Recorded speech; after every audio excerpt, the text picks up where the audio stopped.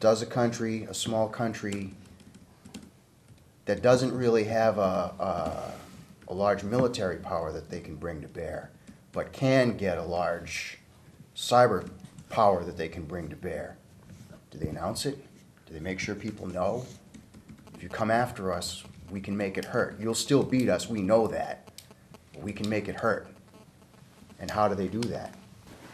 Gee whiz, if they decide to do something, they may be able to do it. I think that's, and that's something we have to keep in mind, that this is a different world.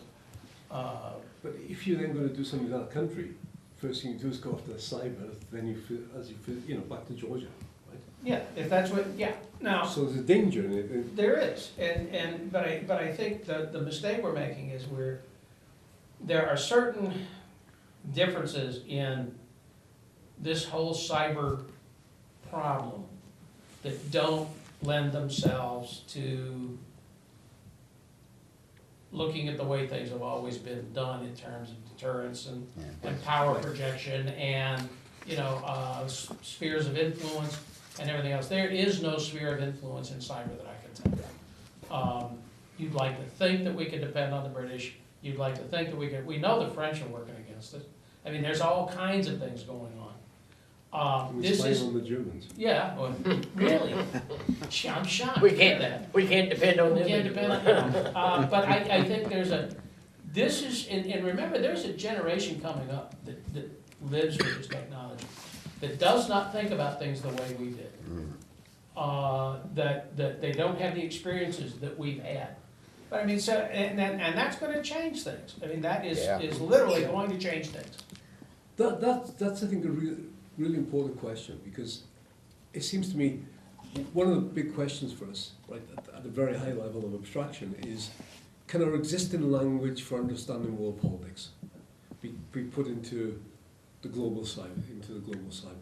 Yeah. Or do we have to think, it's interesting, right? You don't use Alliance, you friend on Facebook. Yeah. And is that significant? And that's why I asked, do you get, and what kind of alliances, and is alliance even right? I think you're right.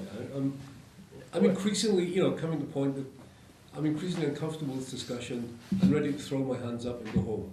Well, I mean, essentially what you're saying is we're looking at the obliteration of the Westphalian system that exists now.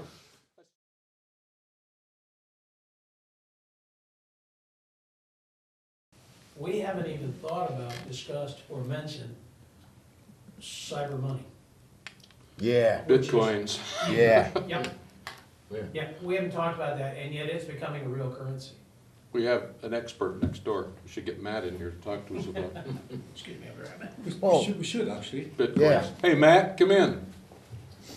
But, I mean, the gist of the conversation I'm hearing is that the centers of power that exist in this Westphalian environment that we live in right now are going to not necessarily be the centers of power in any future world, particularly if it depends upon an increase in cyber capability in building the cyber power, which is a whole lot cheaper and a lot less difficult to come to than the conventional means of power, dimensions of power that we talk about when we're looking at strategy and talking about dimensions of national power. I would submit that it may be, especially as we're talking about other generations coming up, the formality of Westphalian models is going away. That something will take its place. It's not frivolous that humanity has moved away from chaos. And eventually, they began to see, the black market at least, began to see uses and potential uses for this as being able to transact anonymous, types of transactions, and essentially being able to do it all over the globe. And what happened then after, I guess you would say after that, was other things started picking it up. People started accepting Bitcoin to say, oh, this might have a legitimate use. This might have a legitimate use. Then things like the Silk Road started popping up. And after that, I mean, it kind of just took off.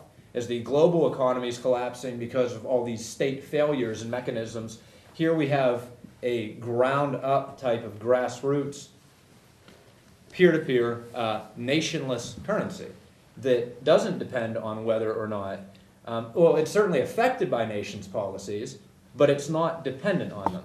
Like the US dollar, if the United States collapsed, that'd be the end of the US dollar. Now, the US can't destroy bitcoins, but they can enact policies that make the price of them fluctuate up and down. Now, like when the Silk Road, when they took down the original Silk Road, prices of bitcoins went down to like $200 per coin. Now they're, as of today, 900 on most trading sites. A year ago today, they were $12. So that's essentially shown how much faith, because it's all money and values and how we look at things, but it shows how much faith individuals have put into this specific type of monetary system. And I mean, if that's a reflection of the way that the world's going, which I think it is, I think that, as you guys have been talking about the Westphalian state, I mean, I think that especially people in my generation, we don't feel Westphalian? at all. At all. Like, I mean, I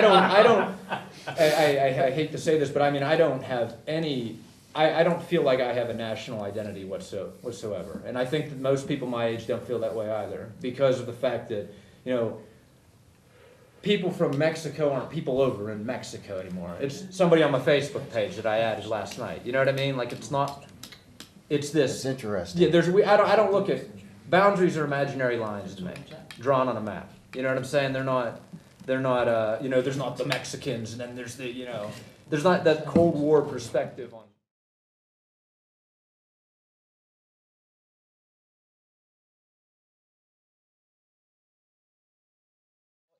It's also an illustration that there is a separation between the cyber world and the physical world. Yes, clearly.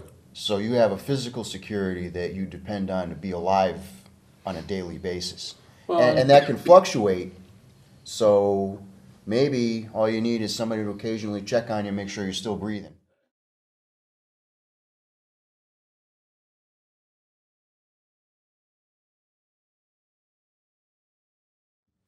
If you look carefully at some of the infrastructures, you'll find the same thing is true with a lot of the telecommunications. You've got undersea cables, you've got multinational communications links, you've got them owned by countries all over the world. They're no longer necessarily, as we talked about, owned within that particular geographic country. If that's the case, then we really aren't as far apart right now as we sometimes feel like we are when we start talking. Phil, right here. Uh-oh. We're in Whiteboard. trouble now. No, I think that, Can you get there? Yeah, we got it. this thing's in danger of falling. Here, I'll stabilize while you write. Cooperation right here. So, local level, local.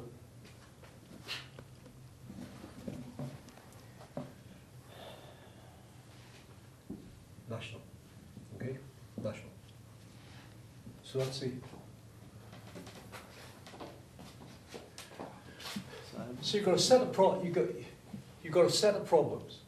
Above this line is cyber problems, below this line are physical problems. And maybe this line is really like that, given what Casey was just saying, right? Because the global financial system, for example, is a mix of physical banks and all sorts of. So you've got this space here, which arguably is enlarging, right? Agreed.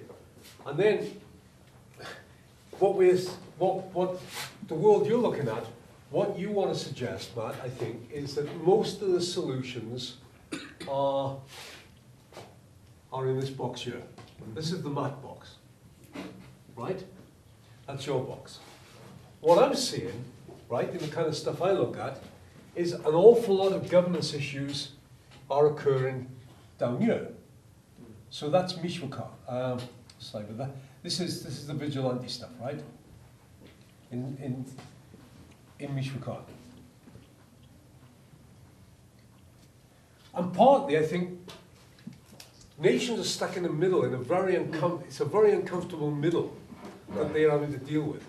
And they've been eroded from, by people like Matt, and they've been eroded by, or they're failing because of the vigilantes and the Knights Templar causing them problems down here.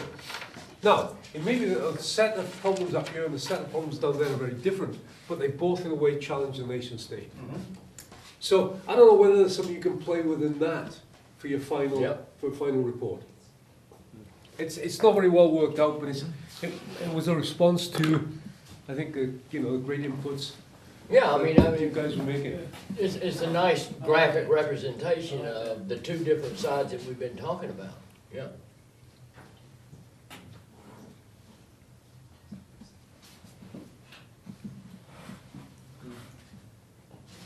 What's this? This is the growing hybrid nature of a lot Okay, of stuff. okay. Yeah, that's sort of the middle These are the stuff more, that's these are more, expanding. these are the more traditional, These are national. This is the national level. This is the notion the state's getting squeezed by, right. you know, in some ways local, not so much for cyber, because I think the cyber thing's a year and year. Interestingly, there are problems like global climate change, but an awful lot of the governance problems are year and year. Yeah. But it was just, at least to, it would have been useful if we'd had this 9 o'clock this morning. Well, we had to get here. Yeah, but we had, yeah, that's right, we had to get You here. know, we